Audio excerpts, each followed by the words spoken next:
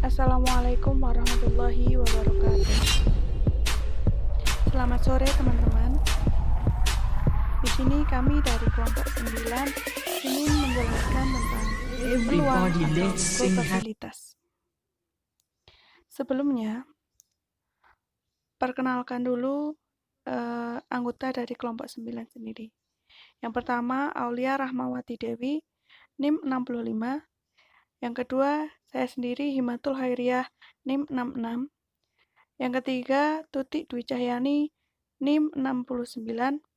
Dan yang terakhir, Nihayatul Husna, NIM 71.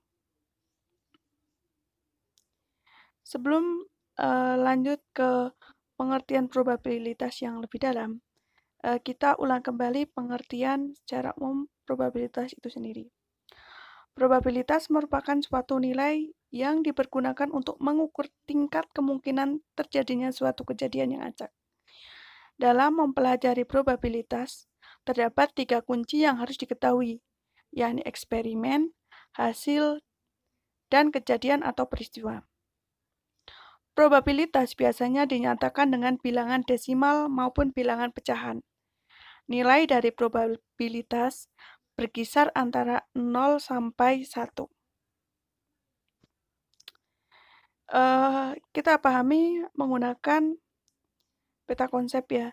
Yang paling atas itu adalah pengertian probabilitas. Misal andai kejadian A adalah suatu kejadian yang kita perhatikan dengan yang ini adalah A, ini A, tidak sama dengan S, dan A tidak sama dengan himpunan kosong, maka probabilitas terjadinya A yang dinotasikan P adalah PA didefinisikan dalam beberapa cara. Itu ada definisi klasik atau a priori yang di bawahnya definisi klasik a priori atau di bawahnya pengertian probabilitas itu ada definisi empiris atau superior, ada definisi aksiomatik, dan definisi subjektif. Oke, yang selanjutnya kita akan membahas tentang definisi klasik atau a priori.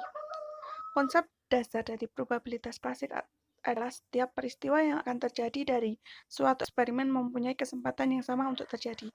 Definisinya yaitu, jika suatu eksperimen berhasil menghasilkan N, hasil yang tidak mungkin terjadi bersama-sama dan masing-masing mempunyai peluang yang sama, maka probabilitas kejadian A adalah PA sama dengan NA per N, dengan NA adalah banyaknya hasil dalam kejadian A. Perlu diperhatikan bahwa dari definisi di atas, persyaratannya mempunyai peluang yang sama. Dalam praktek kehidupan sehari-hari, jarang sekali ditemukan dan persyaratan tersebut hanya dapat digunakan untuk eksperimen dengan ruang sampel berhingga. Oke, next definisi yang selanjutnya yaitu definisi empiris atau superior. Definisinya adalah probabilitas terjadi A dari suatu eksperimen adalah frekuensi relatif terjadinya A. Jika eksperimen tersebut diulang-ulang mendekati tak hingga adalah PA sama dengan lim N tak hingga NA kecil per N dengan NA banyaknya hasil dari A dalam N ulangan. Selanjutnya, definisi aksiomatik. Definisinya adalah, andaikan S adalah ruang sampel suatu eksperimen, PA disebut probabilitas terjadinya kejadian A jika memenuhi syarat-syarat berikut. PA lebih besar sama dengan 0 untuk setiap kejadian A. PA sama dengan 1 jika A1, A2, A3, dan seterusnya adalah barisan kejadian yang saling lepas atau AI irisan AJ sama dengan himpunan kosong. Untuk I tidak sama dengan J dan I, J sama dengan 1, 2, 3, dan seterusnya, serta A1 gabungan A2 gabungan dan seterusnya sama dengan U1 gabungan 1 tak UI tak terhingga sama dengan 1 AI. Maka P UI tak terhingga sama dengan 1 AI sama dengan P A1 gabungan A2 gabungan dan seterusnya sama dengan P A1 plus P A2 plus dan seterusnya sama dengan jumlah I sama dengan 1 hingga P A1. Nah, bisa dilihat saja itu definisinya. Selanjutnya definisi subjektif, yaitu probabilitas subjektif dari suatu kejadian adalah probabilitas yang didasarkan pada pertimbangan-pertimbangan. Dengan definisi ini, seseorang akan mengaitkan probabilitas sesuai dengan penilaian atau prior knowledge yang dimilikinya, sehingga banyak yang menganggap cara seperti ini tidak sesuai dalam penelitian ilmiah. Nah, sekian dari Oke, saya beri contoh. Yang pertama, tersedia 10 bilangan 0,1, 2, 3, sampai 9. Jika sebuah bilangan diambil secara acak atau random, artinya setiap bilangan mempunyai kesempatan yang sama untuk diambil. Berapa probabilitas kejadian terambilnya bilangan yang habis dibagi 2? Lanjut ke penyelesaiannya langsung. Ada 10 cara untuk memperoleh sebuah bilangan, yaitu bilangan 0,1, 2, 3, sampai 9. Di antara 10 cara itu, ada 5 cara untuk memperoleh bilangan habis dibagi 2, yaitu bilangan 0, 2, 4, 6, atau 8. Jadi, probabilitas terambilnya bilangan yang habis dibagi 2 adalah PA sama dengan N A besar per N, sama dengan PA sama dengan 5/10 atau 1/2. Nah, sekian presentasi dari saya tentang pengertian probabilitas dan macam-macam pengertian probabilitas. Selanjutnya akan dilanjutkan oleh Mbak Husna tentang sifat-sifat probabilitas sendiri. Untuk yang selanjutnya yaitu mengenai sifat-sifat probabilitas. Yang pertama, jika himpunan kosong, maka P himpunan kosong sama dengan 0. Buktinya yaitu, andaikan A merupakan sembarang himpunan, menurut teori himpunan A dan himpunan kosong adalah himpunan-himpunan yang saling asing, sebab A irisan himpunan kosong sama dengan himpunan kosong. Karena A gabungan himpunan kosong sama dengan A, maka P dalam kurung A gabungan himpunan kosong sama dengan PA. PA plus P himpunan kosong sama dengan PA. P himpunan kosong sama dengan PA dikurangi PA. Maka akan didapatkan yaitu hasil dari P himpunan kosong sama dengan 0. Kemudian jika A komplement adalah komplement kejadian A, maka P A komplement sama dengan 1 dikurangi PA. Untuk buktinya yaitu ruang sampel S dapat disusun dari kejadian A dan A komplement yang saling asing, sehingga S sama dengan A gabungan A komplement. Kemudian PS sama dengan P dalam kurung A gabungan A komplement.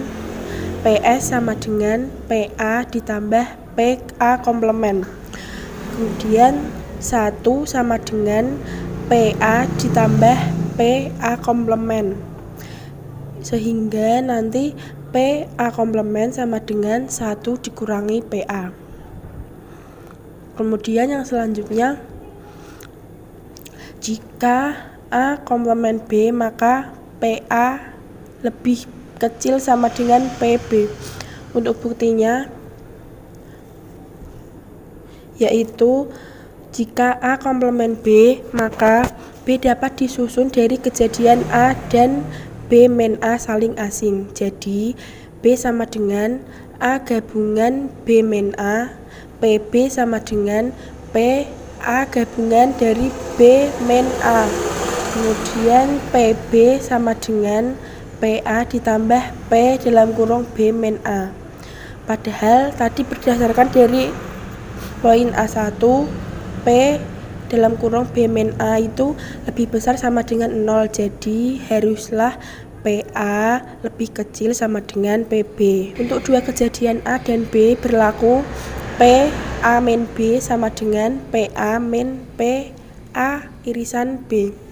Untuk buktinya, A dapat disusun dari dua kejadian, yaitu A min B dan A irisan B yang saling asing, sehingga nanti A sama dengan A min B gabungan A irisan B.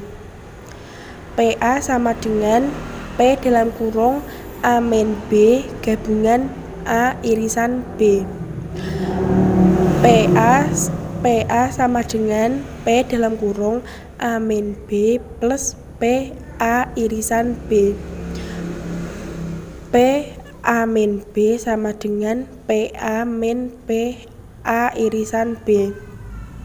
Kemudian untuk sembarang dua kejadian A dan B itu berlaku hubungan P dalam kurung A gabungan B sama dengan PA plus PB dikurangi PA irisan B. Untuk A gabungan B itu dapat disusun dari dua kejadian, yaitu A min B dan B yang saling bebas, sehingga A gabungan B sama dengan A min B gabungan B. Didapat P dalam kurung A gabungan B sama dengan P A min B gabungan B. P A gabungan B sama dengan P A min B plus PB. P A gabungan B sama dengan PA min P dalam kurung A irisan B plus PB. P A gabungan B sama dengan PA plus PB min P dalam kurung A irisan B. Kemudian untuk teorem A di samping itu bisa diperluas lagi, yaitu untuk sembarang 3 kejadian atau lebih. Khusus untuk 3 kejadian A, B, C, maka akan berlaku P dalam kurung A gabungan B gabungan C sama dengan PA plus PB plus PC min PA gabungan A irisan B dikurangi PA irisan C dikurangi PB irisan C ditambah PA gabungan B gabungan C. Contohnya, misal pada percobaan pelemparan dua mata uang logam A dan B adalah kejadian yang didefinisikan sebagai berikut.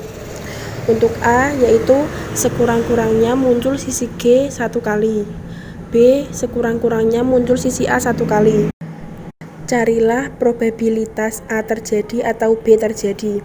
Untuk penyelesaiannya, percobaan pelemparan dua mata uang, S-nya yaitu GG, GA, AA, AG, yang berarti semestanya atau S-nya adalah 4.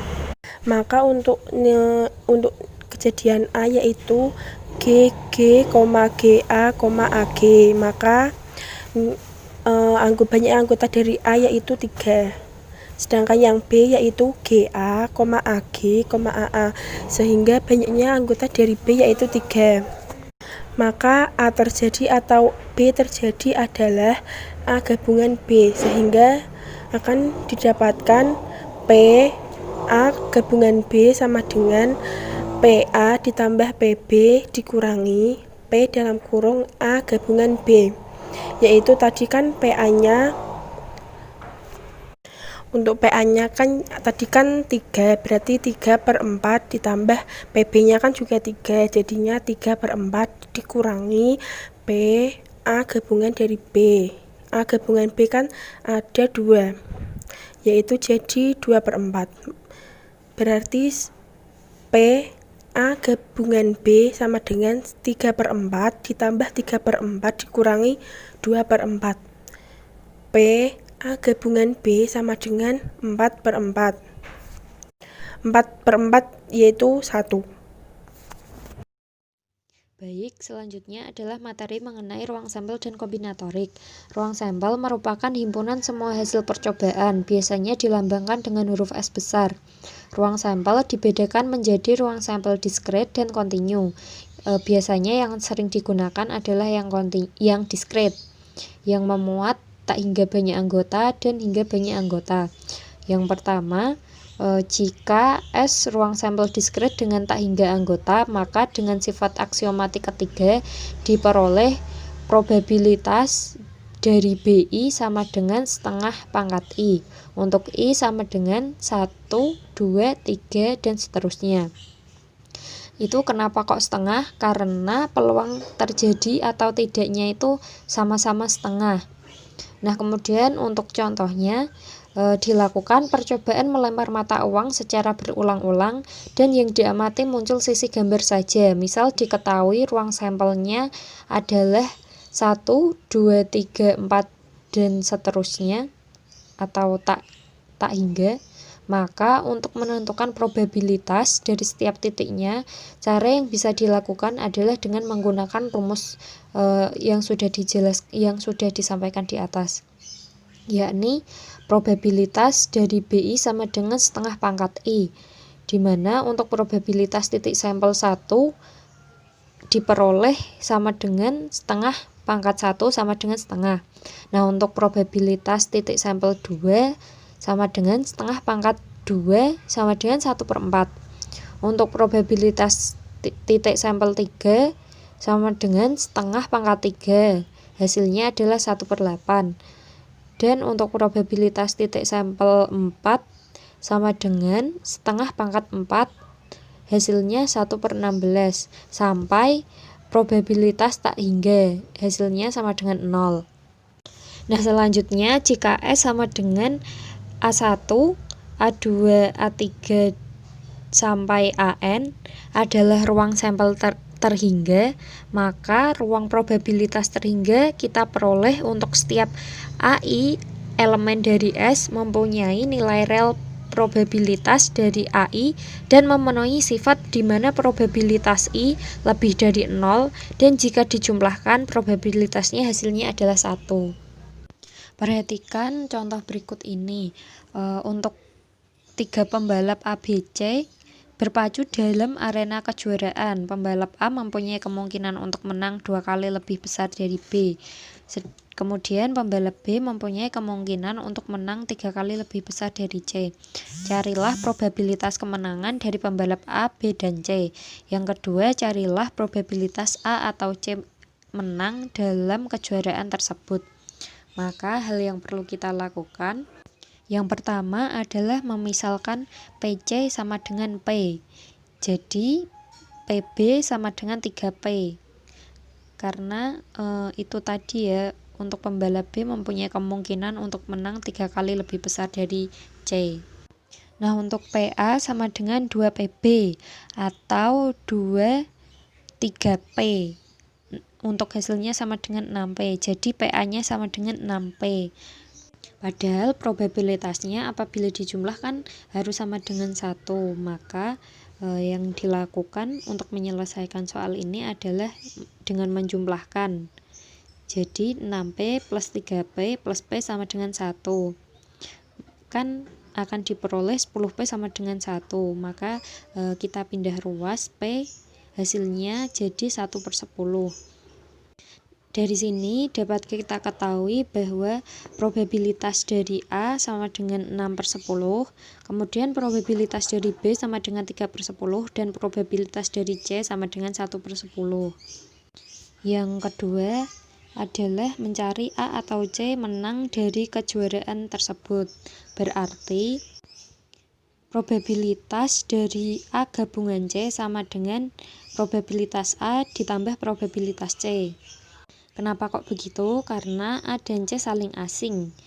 Itu sebabnya karena yang menang hanya ada 1, jadi A dan C itu tidak ada irisannya.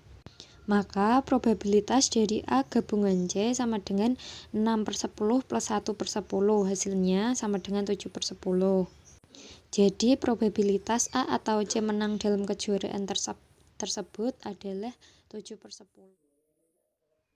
Selanjutnya, jika ruang sampel S di setiap titik sampel mempunyai kemungkinan yang sama, maka ruang probabilitas setiap titik sampelnya adalah 1/n.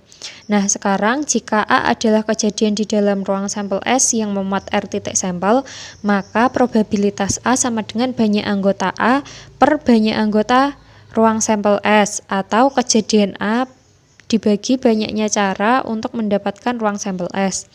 Nah, ini lebih sering dinotasikan dengan probabilitas dari A sama dengan NA per NS. Nah, misalnya dua dadu dilempar secara bersamaan. Berapa probabilitas jumlah mata dadu yang muncul sama dengan 8? Nah, dari soal ini kita tahu bahwa NS-nya adalah 36. Dan untuk titik sampel yang jumlahnya 8 ada 2,6, 3,5, 4,4, 5,3, 6, dan 6,2. Maka diperoleh NA adalah 5. Kemudian kita cari probabilitasnya dengan cara probabilitas dari A sama dengan NA per NS.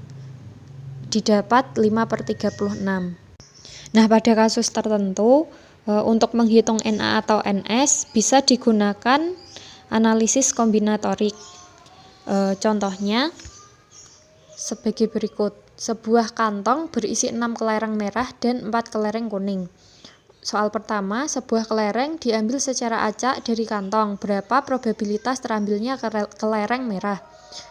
Nah, untuk soal kedua, 2 kelereng diambil secara acak dari kantong. Berapa probabilitas terambilnya 1 kelereng merah dan 1 kelereng putih? Nah, untuk cara penyelesaiannya kita cari dulu NS-nya. Untuk soal pertama, NS-nya sama dengan kombinasi 1 dari 10 sama dengan 10. Andaikan B kejadian terambilnya sebuah kelereng merah dari kantong, maka NB sama dengan kombinasi 1 dari 6 sama dengan 6. Oleh sebab itu, probabilitas B sama dengan NB per NS sama dengan 6/10. Bila disederhanakan menjadi 3/5. Nah, untuk penyelesaian kedua, yakni banyaknya cara mendapatkan 2 kelereng dalam satu kantong adalah kombinasi 2 dari 10 sama dengan 10 dikali 9 per 1 dikali 2. Hasilnya adalah 4,5. Andaikan C adalah kejadian terambilnya 1 kelereng merah dan 1 kelereng putih dari kantong, maka nilai NC sama dengan kombinasi 1 dari 6 dikali kombinasi 1 dari 4 sama dengan 6 kali 4 hasilnya 24. Oleh sebab itu, probabilitas dari C sama dengan NC per NS sama dengan 24 dibagi 4,5. Hasilnya 8/15. Mohon maaf, itu ada kekeliruan untuk yang 10 kali 9 per 1 kali 2 itu hasilnya 45, dan untuk NC per NS-nya itu 24/45, hasilnya 8/15. Nah, selanjutnya materi yang berikutnya yaitu mengenai probabilitas kondisional. Yang pertama itu probabilitas bersyarat. Probabilitas bersyarat merupakan munculnya suatu kejadian bila diketahui kejadian lain telah muncul. Dengan kata lain, probabilitas bersyarat A jika diketahui B ditulis dengan probabilitas dari A membagi atau memisah B. Nah, untuk definisinya, probabilitas bersyarat A jika diketahui B adalah probabilitas dari A irisan B per probabilitas B. Nah, jika S adalah ruang sampel berkemungkinan sama dengan A dan B adalah kejadian di dalam S, maka probabilitas dari A jika diketahui B adalah banyaknya anggota dari A irisan B dibagi banyaknya anggota dalam B, atau banyaknya cara A dan B dapat terjadi dibagi banyaknya cara B dapat terjadi. Selanjutnya dari definisi probabilitas bersyarat, karena A irisan B sama dengan B irisan A, maka definisi tersebut bisa juga ditulis sebagai berikut. Nah, untuk poin ketiga, probabilitas kejadian B dan A terjadi sama dengan probabilitas kejadian B dikali dengan probabilitas kejadian A dengan syarat kejadian B sudah terjadi, merupakan probabilitas penggandaan dalam kejadian bersyarat. Poin tersebut bisa diperluas untuk N kejadian sebagai berikut. Untuk sembarang kejadian A1, A2, A3 sampai AN berlaku probabilitasnya sebagai berikut. Coba diperhatikan contoh soal berikut. Sebuah kelas terdiri dari 12 laki-laki dan 4 perempuan. Jika 3 siswa dipilih secara acak dari dalam kelas, berapa probabilitas bahwa ketiganya murid laki-laki? Nah, untuk penyelesaiannya itu ada 3 cara. Untuk cara pertama, probabilitas terpilihnya seorang murid laki-laki adalah 12/16. Ini diperoleh dari banyaknya anggota siswa laki-laki dibagi ruang sampel ya. Nah, pada pemilihan kedua, probabilitas terpilihnya seorang murid laki-laki adalah 11/15. Kemudian untuk probabilitas terpilihnya murid laki-laki pada pemilihan yang ketiga adalah 10/14. Jadi menurut teorema penggandaan, probabilitas terpilihnya 3 murid laki-laki adalah 12/16 dikali 11/15 dikali 10/14. Maka probabilitasnya adalah 11/28. Untuk mempersingkat waktu, cara kedua dan cara ketiga bisa dipelajari sendiri ya teman-teman. Sekian dari saya kembalikan ke moderator. Saya Tutik Dwi Jayani, NIM 23070180069 akan menjelaskan tentang aturan Bayes. Andaikan ada kejadian-kejadian A1, A2, A3 hingga AN yang berbentuk partisi di dalam ruang sampel S. Ini berarti semua kejadian-kejadian A1, A2, A3 sampai AN adalah saling asing, dan gabungan semua kejadian A1, A2, A3 sampai AN membentuk ruang sampel S.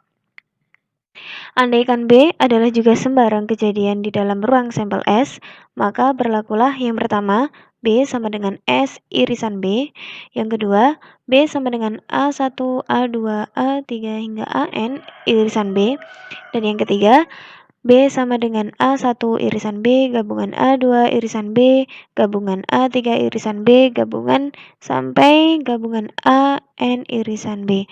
Karena kejadian-kejadian AI di mana I sama dengan 1, 2, 3 hingga N saling asing, maka kejadian-kejadian AI irisan B dengan I sama dengan 1, 2, 3 hingga N pun saling asing. Sehingga probabilitas B sama dengan probabilitas A I irisan B gabungan A2 irisan B gabungan A3 irisan B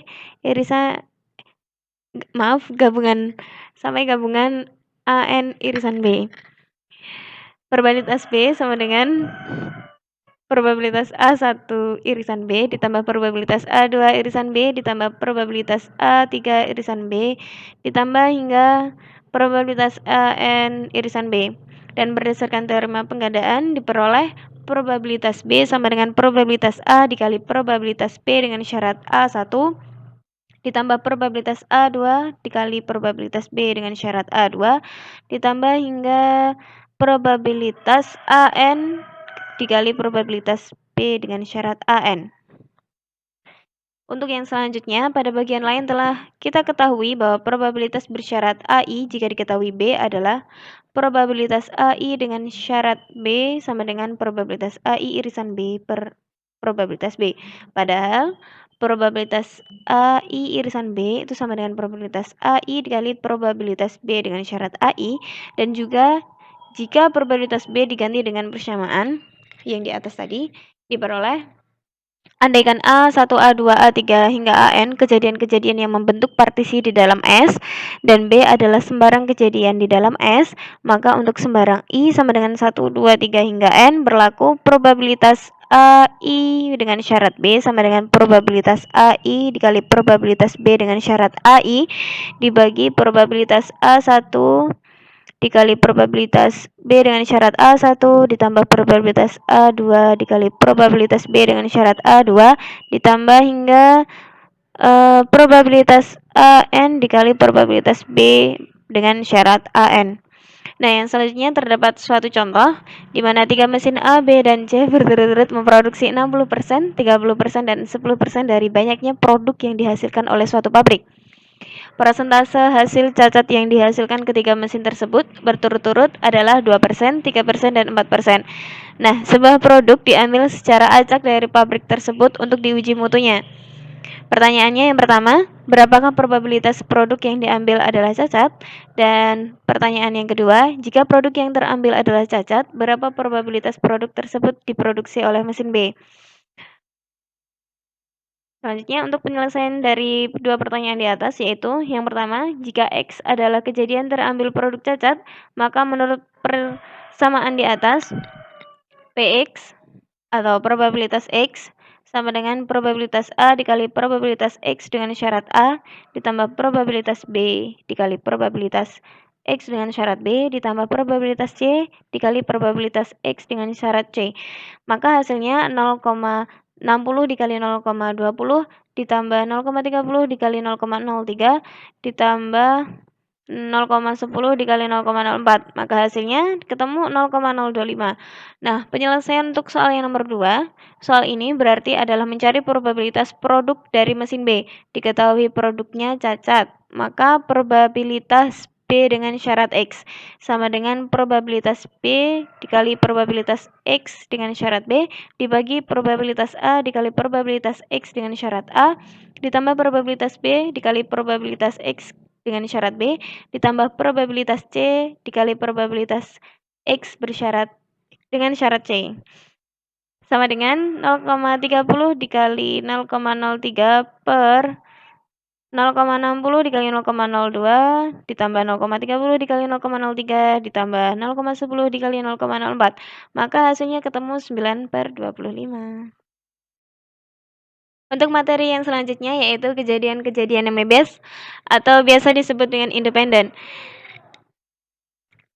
Peluang A irisan B sama dengan peluang A dikali peluang atau probabilitas B dengan syarat A. Jika probabilitas B dengan syarat A sama dengan probabilitas B, artinya probabilitas B tidak dipengaruhi oleh munculnya atau tidak munculnya kejadian A. Maka dikatakan bahwa kejadian A dan B ini adalah dua kejadian yang bebas atau independen satu sama lain. Ini berarti probabilitas A irisan B sama dengan probabilitas A dikali probabilitas B. Definisi independensi. Definisinya yaitu dua kejadian A dan B adalah bebas atau independen jika dan hanya jika berlaku probabilitas A irisan B sama dengan probabilitas A dikali probabilitas B. Dari definisi tersebut, jika probabilitas A irisan B tidak sama dengan probabilitas A kali probabilitas B, maka kejadian A dan B dikatakan dua kejadian yang tidak bebas atau dependen. Nah, untuk kejadian-kejadian bebas yang lebih dari dua kejadian, didefinisikan sebagai berikut. Kejadian A1, A2, A3 hingga AN adalah bebas jika dan hanya jika probabilitas dari sembarang irisan 2, 3, 4, dan seterusnya atau sampai N, kejadian sama dengan produk atau hasil kali dari masing-masing probabilitasnya secara berurutan. Sebagai ilustrasinya, menggunakan definisi di atas untuk tiga kejadian A, B, dan C adalah sebagai berikut. Tiga kejadian A, B, dan C disebut bebas jika dan hanya jika berlaku yang pertama, probabilitas A irisan B sama dengan probabilitas A dikali probabilitas B.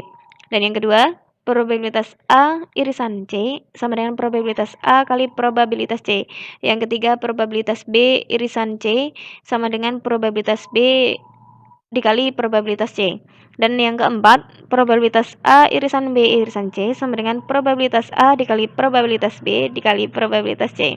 Jika keempat syarat ini dipenuhi, maka tiga kejadian A, B, dan C tersebut disebut kejadian-kejadian yang bebas serempak.